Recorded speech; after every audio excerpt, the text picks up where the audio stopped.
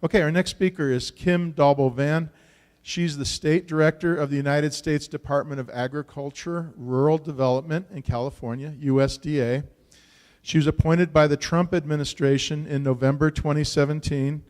Kim brings more than 20 years of experience and dedication to economic development and the improvement of rural life. Most recently, she spent 11 years as a Colusa County supervisor representing the 1st District. During her tenure, she served as the chair of the Rural Counties Representatives of California, RCRC, and led the charge on all federal and state issues that affect rural counties. In addition, for the past 2 years, she served as the chair of Sites Reservoir Joint Powers Authority, leading the new public-private partnership in creating an above-ground water storage facility in rural Colusa County. Kim hails, how do you hail, Kim? Kim hails from a 6th-generation farming family and is a lifelong California resident. And as USDA State Director, she uses her leadership experience to oversee rural development programs in a customer-focused manner to restore prosperity in rural California. Please welcome Kim Dolbow Vann.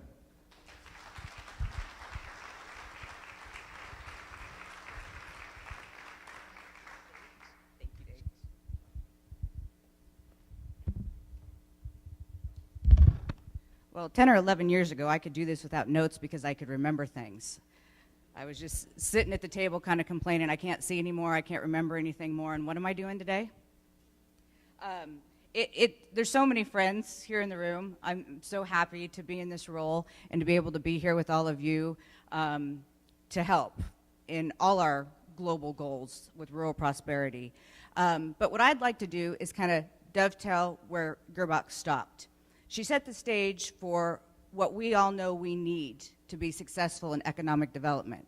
Well, I have the privilege of running one of the state agencies that gets to help fund the actual economic development projects. Rural prosperity is our goal. And I wrote these notes before I heard what you all said a little while ago, but it's perfectly matched up.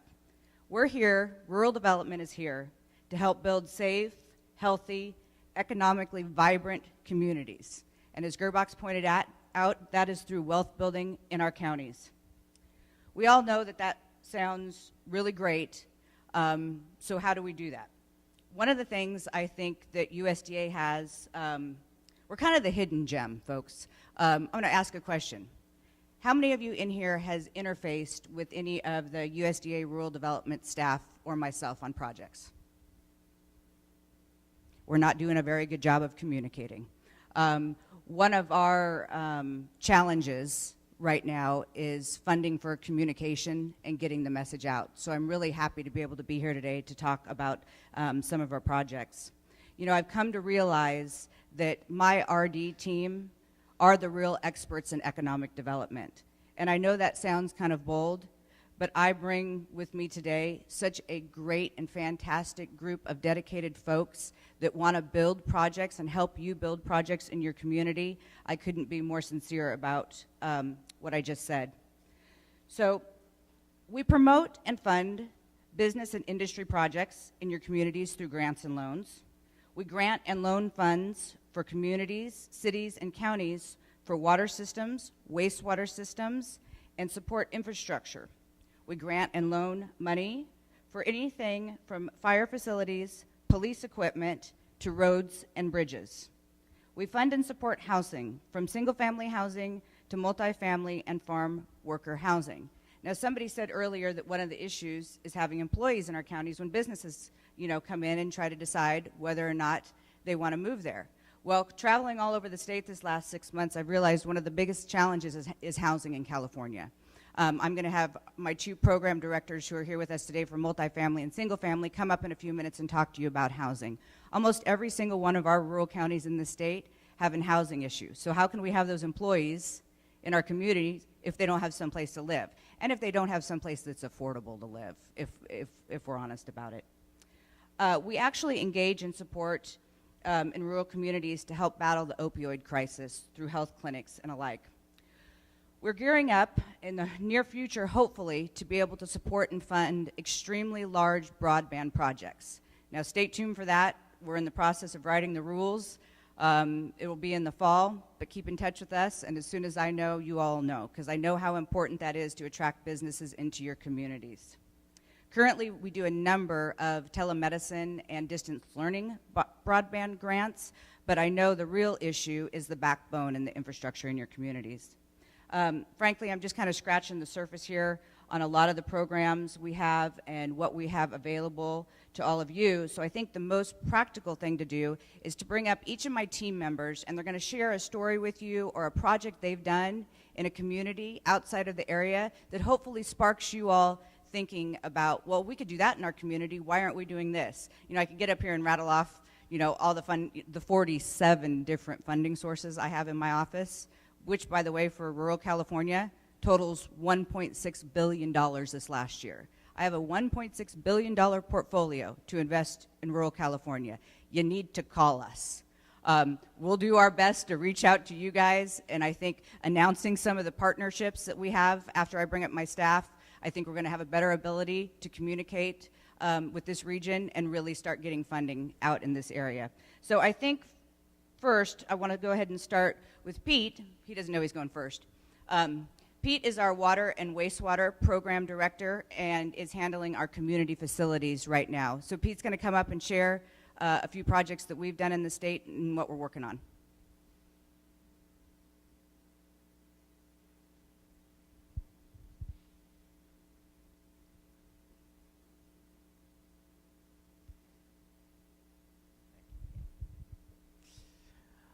Well, good morning, everyone. I actually have a couple of different programs to talk to you about, and maybe after the break we can get into more discussion on your individual projects and how we can help on those. Our first program, and we'll get you some handouts too here in a little while, is our water and wastewater program. We can finance construction and improvements on domestic water and wastewater systems. We offer low fixed interest rates. The interest rates range from 2 3/8 to 3 7/8, depending on, you know, the community's income and whether there's a health and safety violation in the community. To be eligible for that, you have to be under 10,000 population for this particular program. And just to give you an idea of our portfolio, we have 440 loans throughout the state that are currently active, and public bodies, nonprofits, tribal entities are all eligible. And this fiscal year we received about $134 million under this program, and just to give you an idea, 17 million of that is actually grant funds.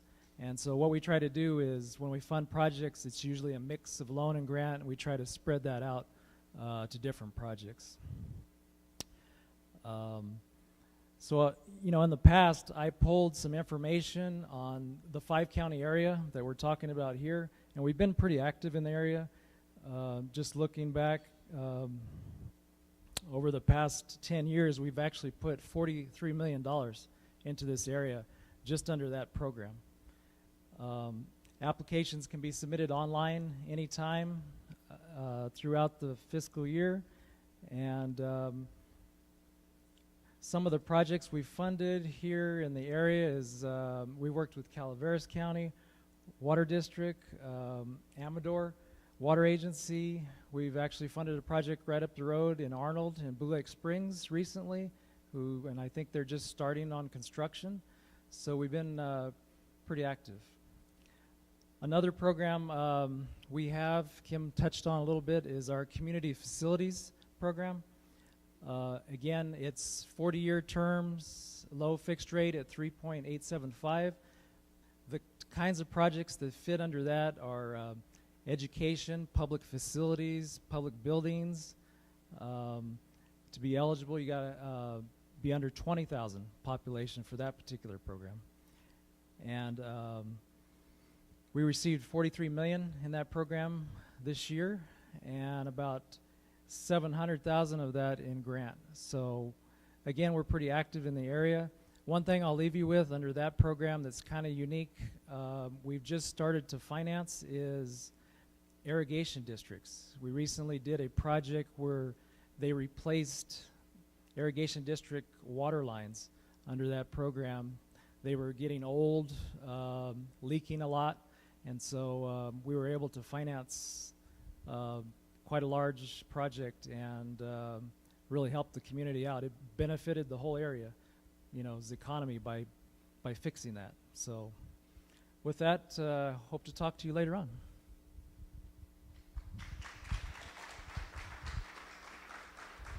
Dave told me I couldn't hand out any of the brochures or the detailed information until after lunch to make sure you all stayed. So just listening to a couple of the projects that Pete brought up, how many of the electeds in the room know of some water or sewer infrastructure problems you're dealing with right now? How many of you in the room know that that's preventing you from opening up more land for housing, industrial sites, commercial sites, and business attraction? Would a majority of you say it's water, sewer, broadband, waste disposal issues? Oh, that's good. Okay, you can cross that one off. We'll stick with the water and the waste. In all seriousness, it's expensive to build these projects. I know this, and I know we don't have enough grant money to go around, but with the type of guarantee programs we have, it's really inexpensive money. So I would really encourage you all who are dealing with this to get in touch with Pete, because that's the backbone of everything else we're talking about we want to do. If we can't get the infrastructure in, if we don't have a safe and reliable source of water, if we don't have the sewer capacity to expand our land use options, we really can't do any of these other things that create wealth in our communities. So with that, I want to move on to probably one of my favorites. I say this all the time and everybody else gets mad at me, but I do have a background in residential construction, so I have a little bit of an affinity for housing. We have with us today Stephen and Ron. Stephen runs our multifamily housing project and Ron program, and Ron runs our single-family housing. So I think I'd like Stephen to come up first and talk a little bit about what we're doing in multifamily housing, what you all could have access to, and kind of what multifamily housing means to us in RD.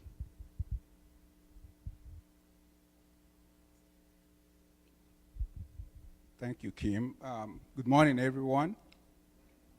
I've been taking more of a note than anything else because the speaker here that talked about the top 10 economic developments, did not include housing, which was a big surprise.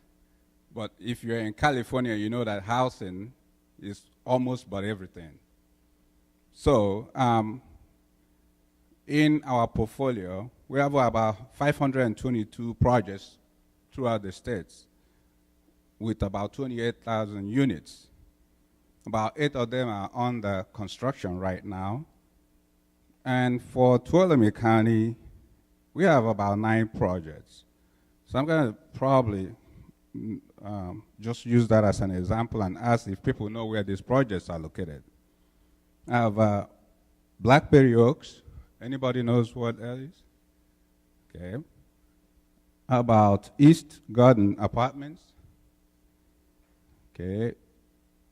Greenwood Village, Jamestown Terrace, Sierra Commons Apartments, Sierra Village, Sonora Gardens, Sonora Terrace, and Tuolumne City. This is just a sample of what we have. So for Amador, we have about 4 projects. Calveras, we have about 5. Like I said, Tuolumne, we have about 9. And about 10 in Mariposa. One of the key elements of our program is affordability. So as you know, there hasn't been too many new monies put into affordable housing by the federal government. Most new constructions these days, you will have to get some funding from other sources. And with the demise of the Rural Development Agency in the state, The only other way you can get plenty of money in is to go through tax credit, which is highly competitive. So some people here may know what that entails. So most of our funds are now delivered through notice of funding availability or notice of solicitation of applications, which runs once in a year. So at this present time, we have one that will close August 27th for the farm level housing. And that's more of a demand in the central and as well as the coastal areas where housing prices are out of reach. So that's the only way we deliver new programs. But also we have guaranteed loan program, which is for workforce type housing. So I'm looking to mix in with some people, during the breakout to talk about it. That one, we have $250 million every year that is replenished by Congress as it draws down. So we have a NOSA, but it is for 4 years. And so we don't lack money in that one. So we have about 100 million remaining. And so if it goes out, we just, get another authorization to continue. So that's one way we deliver affordable housing these days. One last thing I want to talk about is the subsidy. It's okay we build housing, but if people can't afford it, then it's no good. For our rental housing, regardless that we haven't built new ones in many years, we're delivering subsidies through rental assistance. For Amador, each year so far, we've committed about $419,000 towards, making sure people who occupy these units that are subsidized do not pay more than 30% of their disposable income. So it's important to us, no matter what the rents are, that people can achieve to afford to live in those units. For Calveras, that figure is about $982,000 a year. For Tuolumne, it's 1.6 million. So this money is going in, year out, regardless that we don't have new units. But we are providing them on a sustained basis. So in the 5 county areas mentioned, we're delivering about $5 million in rental subsidy each year. So that's our investment to make sure that housing remains affordable. So we spend quite a bit of time rehabbing what we already have. So we have applications pending in tax credit. For instance, we have Jamestown that is going to go through rehab. And I'm meeting with the attorney out of San Francisco, Gary Downs, that is looking to purchase it, preserve it, and keep it going. So that's bulk of my work this time, and I think Ron can come up. Thank you.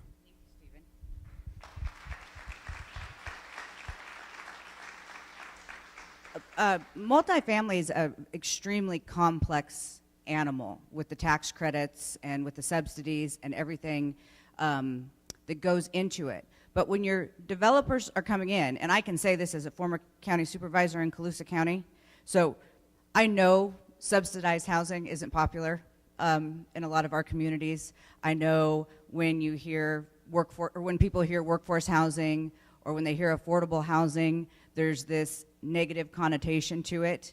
I will tell you, it doesn't look anything like it looked in the 80s and the 90s. Not the product that's coming out of our shop. There is criteria. We work with the developers to make sure that it fits in with the community that it's going in. One project, if anybody's ever in Woodland, California, there's a project called Spring Lakes that is it's a multifamily housing project that Stephen did that is right in the middle of one of the highest end developments in Woodland. So a piece of the property was carved out and it was put in the middle of these houses. It's aesthetically pleasing, looks similar. The kids go to the same school.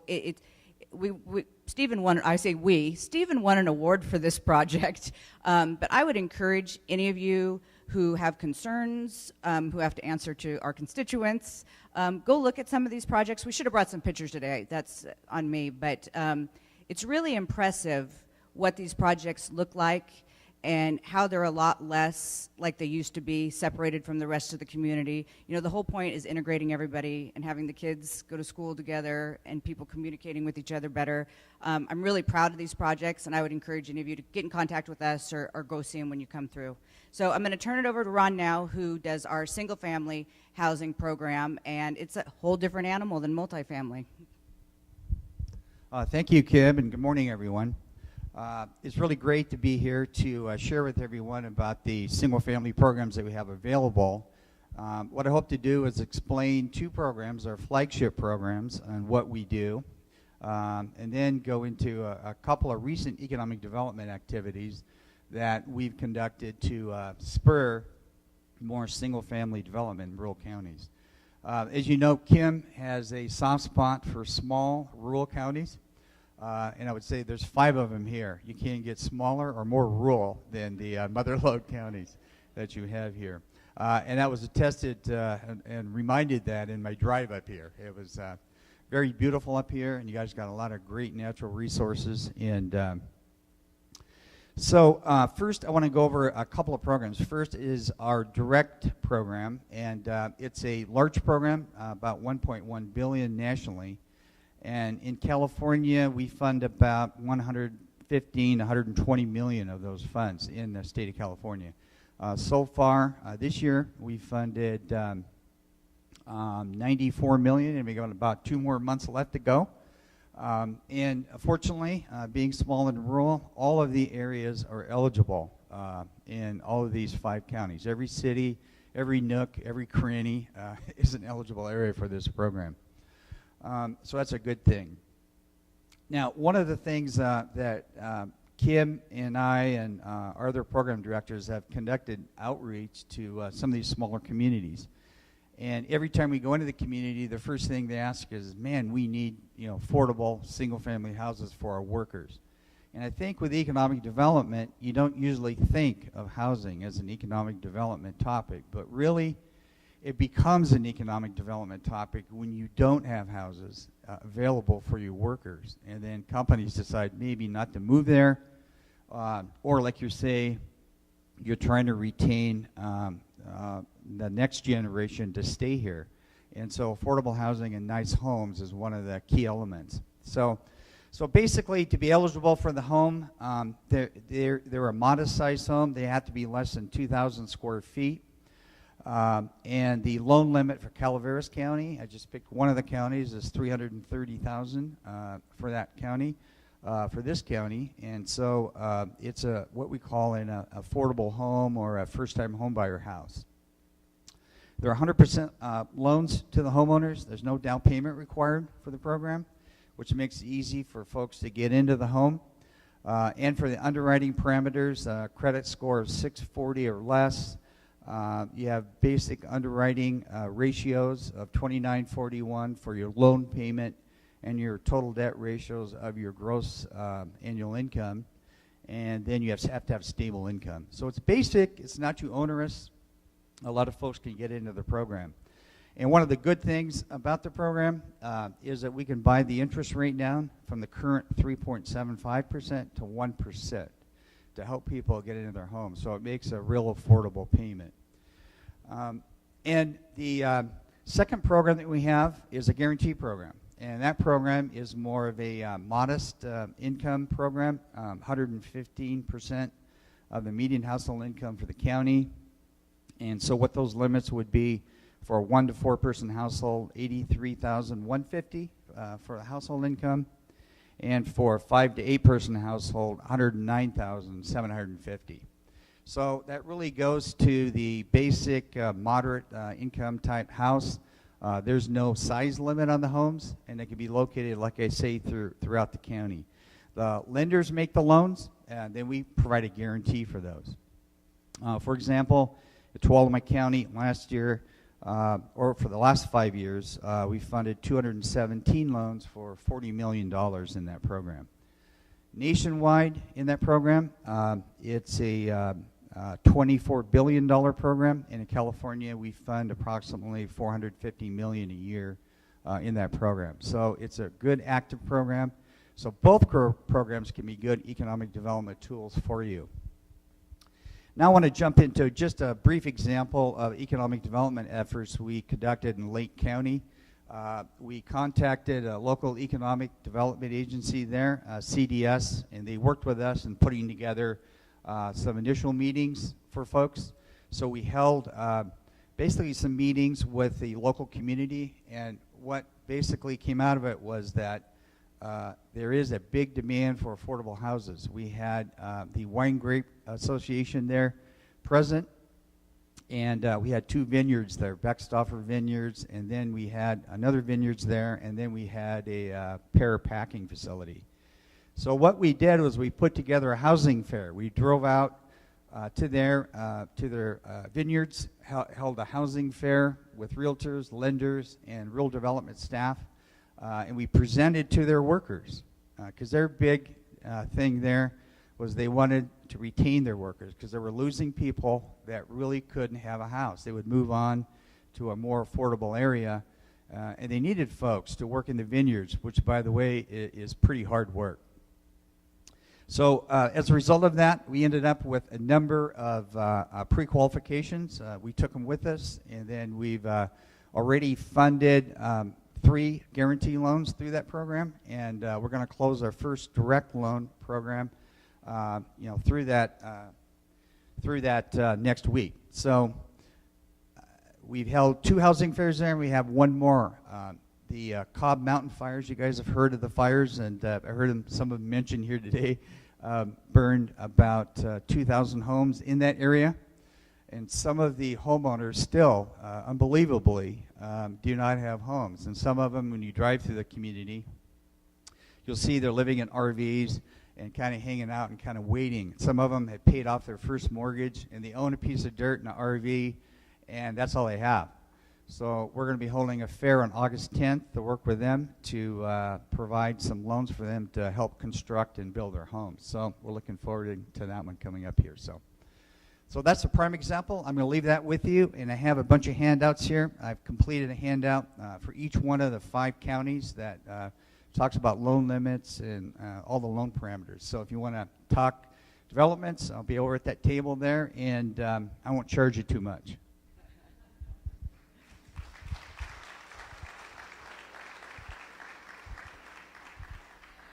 Ron's being a little modest about what he did in Lake County and what we got accomplished there. And how this started was, I can tell this part of the story. How this started was I was working with one of the county board of supervisors, and they felt like they were kind of struggling with their colleagues a little bit when it came to housing, and they said, Kim, come to the board meeting. So we all go tromping up to Lake County and sat at the board meeting and said, well, we can do affordable housing, we're here. We had about 45 people in the audience from Lake County who were there to tell the supervisors that they wanted us to do this, and that wasn't our intention. But one of the supervisors called me afterwards and said, that's the most people we've had in a board meeting in 10 years that were in a good mood. Just saying. So this was kind of a reversed approach for us. We went to the industry leaders. Instead of going to the county, we started talking with the wine grape growers, because that industry is growing in Lake County by leaps and bounds. So what do you need, wine grape growers, to keep your businesses growing, to keep sustaining in Lake County? This was kind of a pilot project on our part, and Ron's happy to do these in all of your counties, by the way, and he's never going to talk to me again now that I said that. But we went to them and said, hey, what do you need? And the first thing they needed was housing. They needed their folks to be able to stay there. They needed their folks to be able to have houses to raise their families, have some ownership in the community. And I just couldn't be prouder of my crew and Ron's creativity in getting together the lenders, the contractors, the electeds, everybody who touches, the home buyers, everybody who touches the process of getting into a house. And like I said, we have several more in the pipeline. Ron's already closed a handful of them. And the momentum from there in Lake County has just built.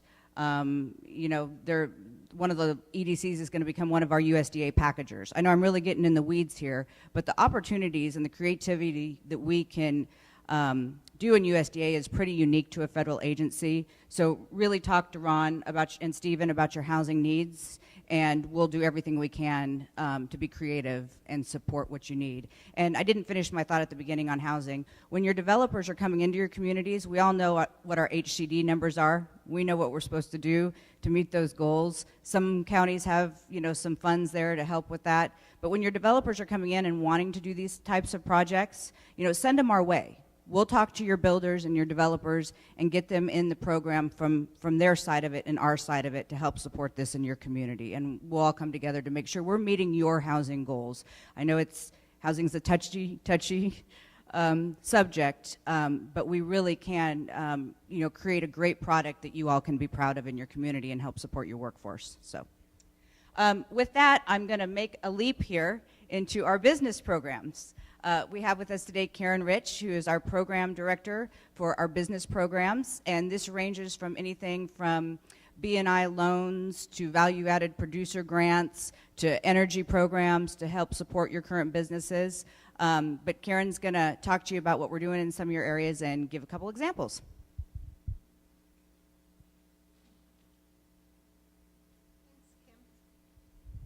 Good morning, everybody. How is everybody? I love Calaveras County. I love the mother lode, and I love driving up here. We got a little lost on the way up, but that was fun because we got to see more of Calaveras County. And I took the back road up, and I drove up with Steve Nodum, and he was like, "This is so beautiful. I would love to live here. It's great. Look at all the room. Look at all the space. Look at all the great things there are here." And as I'm driving along, I'm pointing to him. That's a gas station we've done. That's another winery we did. So, I'm going to read somebody else's notes up here. So I get excited when I go on drives because I like to point out all the projects we funded or we assisted in funding. So who calls me in a day? Who emails me in the day? So our customers are everybody, individuals, banks, economic development corporations. Gerback sometimes calls me. So we have businesses call me. Sometimes I get housing calls. It's a wide array of people that are looking at ways to help their communities. And farmers also call me. And so I usually have an answer for everybody, what we can do to help them. And sometimes I do turn the calls and the emails over to Ron when it is housing. But in most cases, if I don't have a program that will help, one of our partners does. And so we work very closely with our partners to make sure that we can cover as most of our communities we can with economic development. So as I was driving down, I looked over 99 and we went through Galt, and as I went through Galt, I said, oh, we've done a lot of anaerobic digester projects here, keeping the air clean and turning that manure into energy. And so that is with our energy program. And then as I'm driving by, I'm thinking, oh, but we also have done solar projects on the wineries and on some of our small business owners, and that's our energy program. And we have, I'd already told you about the gas station we passed, and that was with our business and industry guaranteed loan. As I'm standing here right now, we did a guaranteed loan with a bank for a $9 million loan quite a few years ago. I think Ron did that loan, right? And so I'm not quite sure what we funded with it because Ron did it and I wasn't program director yet, but we were able to help Ironstone. And we've also helped wineries and other small ag businesses and big ag businesses take a product they have and make it into a value-added product. So as we were driving down 99 and on our way up here, you might notice that we grow some almonds. I'm from the East Coast. I really don't get into the fray of how you pronounce almonds because I pronounce it with a Jersey accent. So anyway, we funded our cooperatives and helped some of our cooperative businesses by supporting a value-added grant where we fund a project where they were able to introduce a new product overseas that's called almond breeze. How many of you have heard of almond breeze? Or how about those bold almonds? That was one of my very first projects I worked on, was I introduced those interesting flavors besides smokehouse. So, and we've done feasibility studies where groups have said, should we start a slaughter facility? Because do you remember all the cattle people? They all want a mobile slaughter unit. Well, was it feasible or not? So we funded a grant for them to, the whole industry, to look at options for small producers. Was it feasible for them to have a mobile slaughter unit? What else have we done? Hotels. We've done a lot of hotels as well. And as we were driving in, there's a hotel, a historic hotel in Murphy's.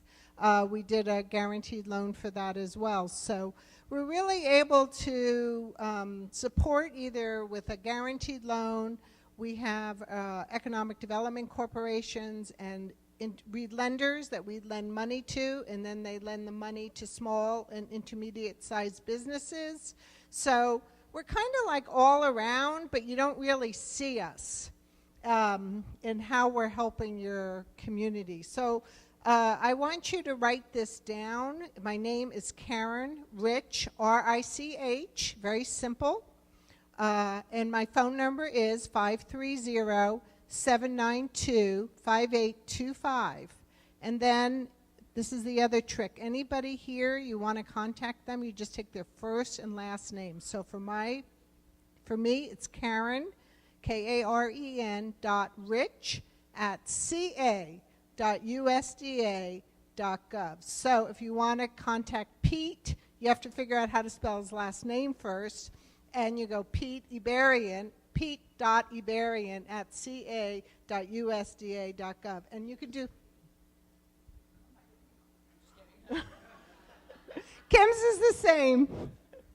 So, or you can call me and I'll put you in contact with anybody that you want to know. So I think that gives a good overview. I'm business, energy, and cooperatives, but we really cover so many different areas. I have a handout that lists 14 of our programs. So I hope to talk to all of you. If you call, you can just say you met me at this event, and I won't remember your name, but I'll remember your face. So thank you.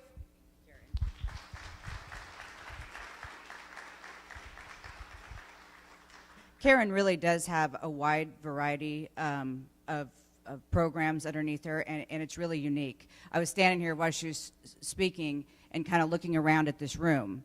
You know, USDA, Rural Development, did the loan for this facility that we're all in today. So how many jobs do you think that created? What was the economic draw by having this facility here? When you look at it, the amphitheater, I was actually driving up the little road, and I remember one time when I came up here when there was an event, how crowded that road was. So I was just standing over here thinking, you know, that one loan changed the dynamic of this area because somebody picked up the phone and called and asked. Maybe it was too expensive at the bank. Maybe it was too expensive on the commercial market. They were able to come to us and get it done. I really do have the most creative people in this shop who care so much about rural communities, and they want to get your projects done. So ask. Even if it doesn't fit the mold in these boxes you're going to see in our handouts, just ask. Call Karen and ask. Call Pete and ask, well, what can we do this? Well, what about this?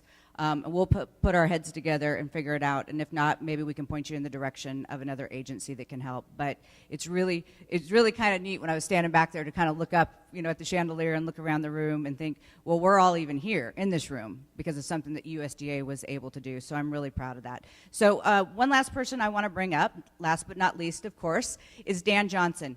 Dan has been with USDA for a while, has touched lots of our programs, and is currently in the Community Economic Development role. We call him our CED, doing some outreach and some unique job duties on some of our more farther-reaching projects, you know, not our standard projects like BNI, but he's going to share with you a couple things he's worked on. So welcome, Dan. Thank you, Kim. And thank you for calling me up last, because my role is a little different. It's an absolute treat being here today. I come from Bakersfield. I'm typically working in Southern California. I've heard a couple of names. I've been on conference calls with my northern counterpart, Carol Pranka, in recent months as you were developing this agenda. But in community economic development, our role is just a little bit different. We're part of a newly established innovation center at the DC level that is working to help rural communities through developing strategic partnerships. And that's really kind of the community economic development piece. We've got a best practices page on our website that can give you all kinds of resources. There's email blasts that go out with funding opportunities. Our mission is to increase economic opportunity and like Kim said earlier, improve the quality of life in rural America. So we complement these other programs that you've heard from and kind of work across program lines. Our place is to extend our reach by connecting people with partners and other entities to not only help communities increase their access capacity building skills, but also increase their ability to access capital. We also do quite a bit of work with Native American groups, providing outreach to tribes up and down the state as well. And so just to give you an idea of a couple of projects that we've worked on in over the years, as I said, I'm from Bakersfield, Kern County. There's a number of economic development drivers in eastern Kern County. We have a community that, Mojave, many of you have driven through it. If you've driven to Las Vegas, they rerouted Highway 58 and bypassed the downtown area, which had a huge negative impact on the businesses in Mojave. So the airport district there kind of became the economic development driver. And they had a building that was 10,000 square feet that had been occupied by a single tenant in the air industry for many, many years that was sitting there vacant. So they had a well thought out idea for an incubator. And through our funding, through one of Karen's programs, rural business, it used to be economic, rural, RBAG was our little acronym, Rural Business Enterprise Grant, now known as Business Development Grants. We were able to work with the county and some state funding, and our piece of that was to fund some accessibility issues for the building. They had to add a ramp, had to do some remodeling to the bathroom at one end of the building and actually add a bathroom at the other end of the building. It's been successful. The first tenants that moved in, one was a cell phone company, another was a car rental company, another was a professional business. I think a CPA did some kind of accounting. I think they did have like a 2-year kind of cycle that they were pushing them out into the community. But anyway, just an idea of kind of developing partnerships and working through these projects together. So again, it's an absolute treat being here. This is my first time in Murphy's. I think I've been as far as Angels Camp in the past. So thank you all very much. Thank you, Dan. I know we're running a little bit over into the break, but do you want me to give out some money or do you want a break? Okay, just checking, Dave. So they're okay with it. So one of the things I touched on, I'll be really quick. One of the things I touched on at the beginning is when I asked you all how many of you have contacted RD or done a project, and not very many people raised your hand. We struggle with communication in our agency because of how our funding works and what I can and cannot do with that. So our new goal, since I've been here, is creating partnerships so that we can get the word out and we can create good communication and we don't duplicate efforts. So Gerbach touched on all the principles of economic development. I'm struggling here, guys, and what we need to do.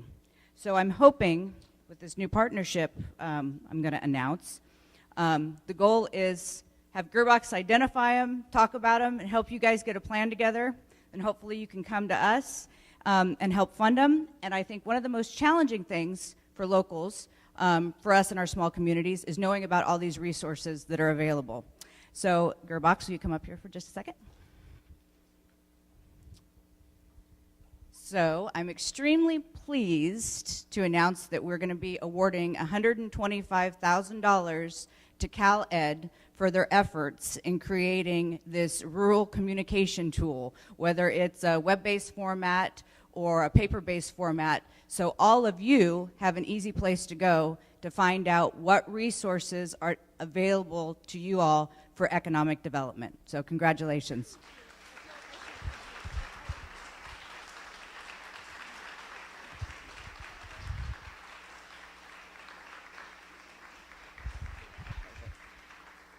I'm so proud of Gearbox and CalEd with their new rural component. You know, her board, she got her collective board on board.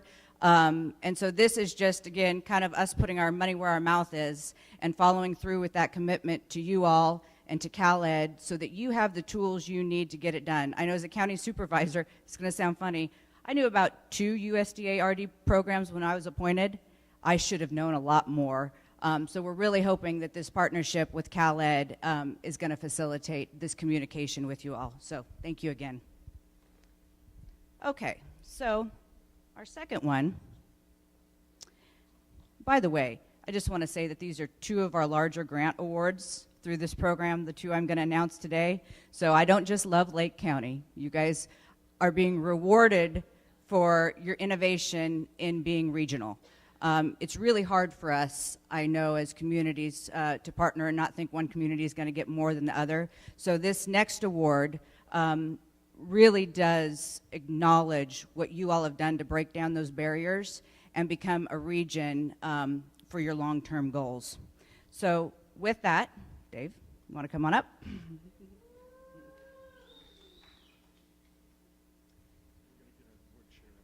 Oh, Terry, come on.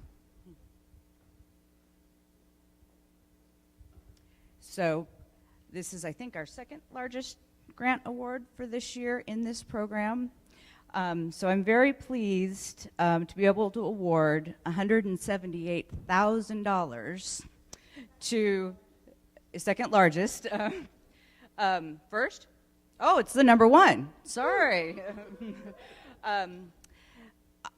When I first met Dave and Larry and the other Larry, and we were all talking about this and kind of meshing these ideas together, I realized that through RCRC I had an experience to be able to learn what the, lack of a better word, fire counties have to deal with. Being from the valley floor, I didn't have that intrinsic knowledge of what you all have to deal with and how much more you struggle with your watershed issues, your forestry issues, you know, all the agencies and regulations you have to deal with, and how that impacts your economic development and your workforce. So this grant is really going to hopefully allow for some creative workforce development and economic development in the biofuels area. I know we've all done this, you know, gone down this biofuels route. The technology's changing, the workforce that's needed is changing, and we're really hoping that this is the first step in developing your local workforce for biofuels and the resource-based industries that you have up here. So with that, congratulations. Thank you.